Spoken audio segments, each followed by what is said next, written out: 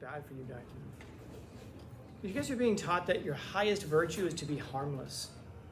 Don't be harmless. Be harmless. Screw that, man. I hope you guys are not harmless. I hope you guys are incredibly dangerous people in the sense that you're capable of doing terrible harm. That's part of it. The other half of it, I hope that you're also morally good and virtuous so that you decide not to do it at the wrong times. And we take that weakness, that moral character weakness, and now we turn it into a virtue somehow. We lie about it. Guys, be harmless. Everybody else, by the way, do it. Let your flag fly. You be you, except you guys. Your nature's toxic. You need to be quiet and take a backseat and let other people talk. Shut up, dude. Shut up. Who tells you that? People on Twitter who can't face you in real life. And then sometimes you do get that one person who seems to think that Twitter is real life, and then they show up and they talk like that. And the best way to deal with someone like that is to shake your head at them and go, this isn't Twitter, man. Because this is a person who's just used to being able to try to bend the rules of society to use society against you. But why? Well, because they're weak. They can't do it themselves. All they can do is be part of a mob, be part of a herd, and hopefully use the power of the herd against you. But why are they part of a herd? They have to be. Why? They have no claws. They're weak. They have to stand with other weak people. But the great thing about weak people is they're weak. What are they going to do? Cancel you?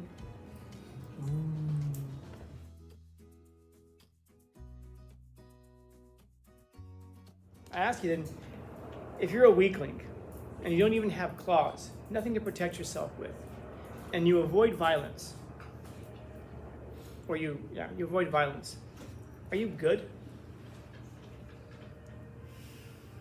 Because part of being good, it's built into you. You have to have the capacity to do something else. It's like, for example, I don't, as you've already figured out long ago, I don't walk around and stand above you. Okay, come on, get to work, do your work, come on, put that away, do your work. Why?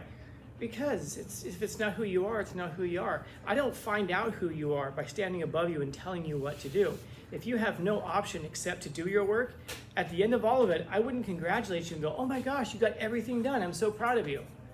No, I forced you to do it. If I'm not standing above you and you then get everything done, well then yeah, congratulations, man, you did a great job. It's what you do when no one's watching. Now, in the case of a weakling, do we congratulate a weakling when they don't engage in violence? Of course not. If you have a guy walking down the hallway, big dude, and then some little 85-pound beta cuck walking down the hallway, and they bump into each other, and the skinny guy is just like, violence is never the answer, and he walks away. Do we look at that guy and say, wow, what a good person? Man, do you believe that? That's amazing. See how he avoids violence? What happens if he doesn't avoid violence? He dies right there in the hallway. If the wind comes too hard, he dies there in the hallway. We don't congratulate that guy for being a strong character when if he did otherwise, he would die. That's not goodness. That's just self-preservation. We don't congratulate that guy any more than if we have a lion in here and a rabbit. We don't congratulate the rabbit for being good because he doesn't attack the lion. Instead, we just sit there and go, it's just a rabbit. We can congratulate the lion, I guess, if he doesn't attack the lion. Even then, we probably wouldn't. We would just say, he's being a lion. If he makes the choice not to engage in the wrong kind of violence, we can congratulate him. But this gets me thinking so much about the kind of people who we interact with today. Don't you hear this all the time? Violence is never the answer. It depends on the question, I suppose. I guess, and sometimes the question is, so what are you going to do about it? Something terrible is happening. What are you going to do about it? If any of you actually believe that violence is never the answer, let me know. Have your wallets ready, by the way. I'm taking them. Well, I wouldn't give it to you. You have a choice. Remember, violence is never the answer. Can't protect it. Well, I would call the police because I'm a good person. Okay, so you'll have somebody else do the violence for you. So you do believe in violence. You're just acknowledging that you're too weak to do it yourself. And if the answer to that question is yes, okay, at least you acknowledge it. But you see how we'll try to hide sometimes behind this curtain, this mask of virtue. You know, violence is never the answer. I will never engage in that. Of course, you don't have the option.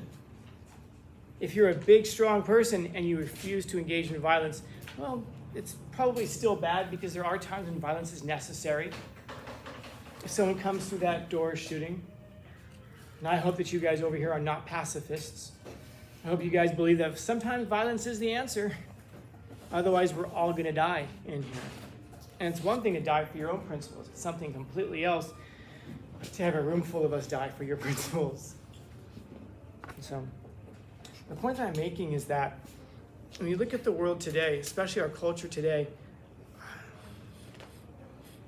I feel bad for the guys, man. I feel bad for you guys, man. You guys are being taught that your highest virtue is to be harmless. Be harmless, be harmless.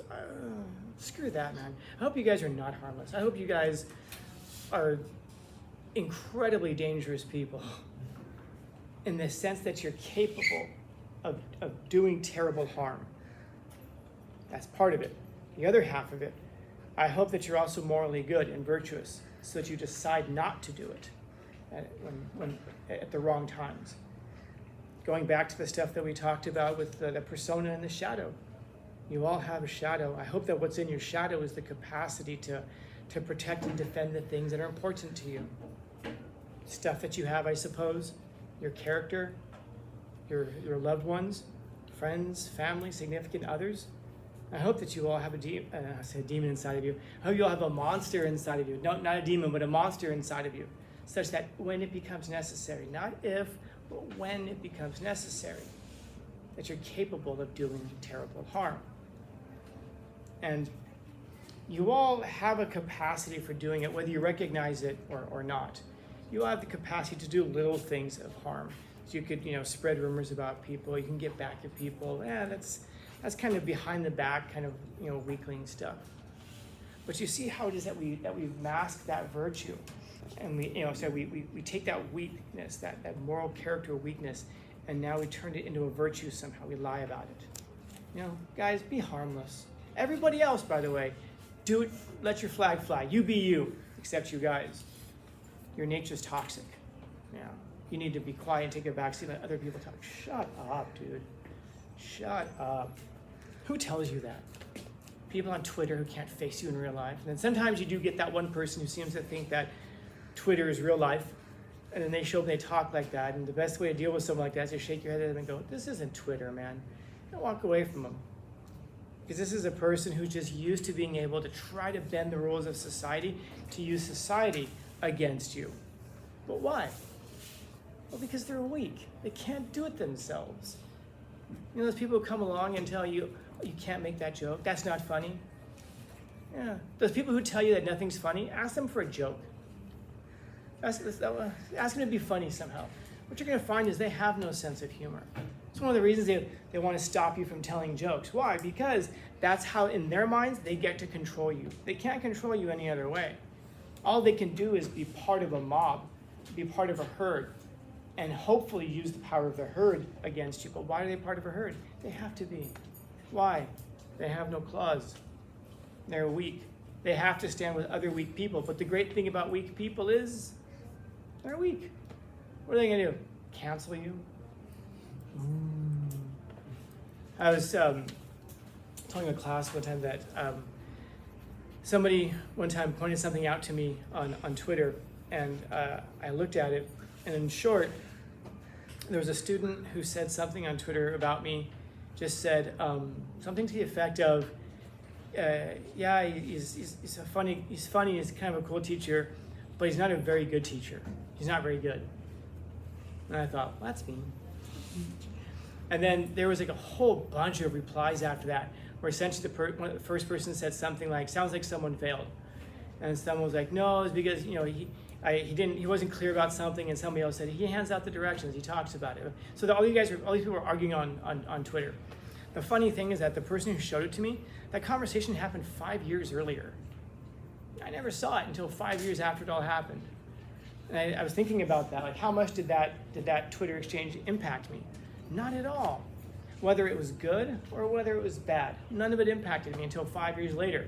And then I commented on the thread when she said, he's not a very good teacher. I commented back and said, 5 years later, said, yeah, you have a point. And it was funny because obviously it notifies her that that someone responded, and then she ends up deleting the whole thing, at least her parts of it.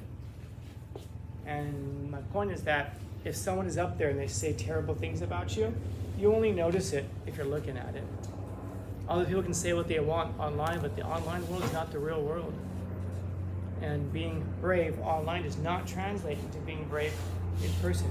Being brave in person means to be strong. To be strong, what that means is to be able to take care of the things that you need to take care of. To handle yourself, protect yourself, defend yourself. Not to need people behind you. They say, we get more done together, and we all go, oh yeah, we all get more done together. Collaboration is a good thing. Next time you guys are walking around, you see statues to people. Count how many statues you see to a committee. How many statues do you see there to groups of people? You don't. You see monuments to individuals, single people who were strong, led others for sure. But it's never a group of people, it's always one strong person. And that one strong person is a person who stands usually against, not always, but oftentimes stands against a herd of people. They don't have anybody behind them always, but what they're able to do is to absorb the consequences of their decisions. They can tell the truth. Why? Because what's going to happen if they tell the truth? They're going to get mad at them? Ooh. They're going to cancel them? Ooh. No, you do it because you're strong enough to do it. Because what are you going to do? Lie instead and make people happy? So many people, I see them walking around saying things that I know that they don't agree with. Things that they know are complete horse crap. And yet they say it. Why? Well, you're not supposed to say this. You're not supposed to. You let weak people decide what you say? You let weak people decide. And by the way, say. Not even just think, but say. People don't care what you think. As long as you conform and say what they want you to say. And you want to let weak people who have to have a mob tell you what to say? That's why they're doing that. Because they don't have any other power. They're like, they're people who like to tell you what to do because they're probably failing in every other area of life. And what you saw was a mass of weak people coming together and trying to stop the stronger people from doing what they knew was right. And so you'll find this.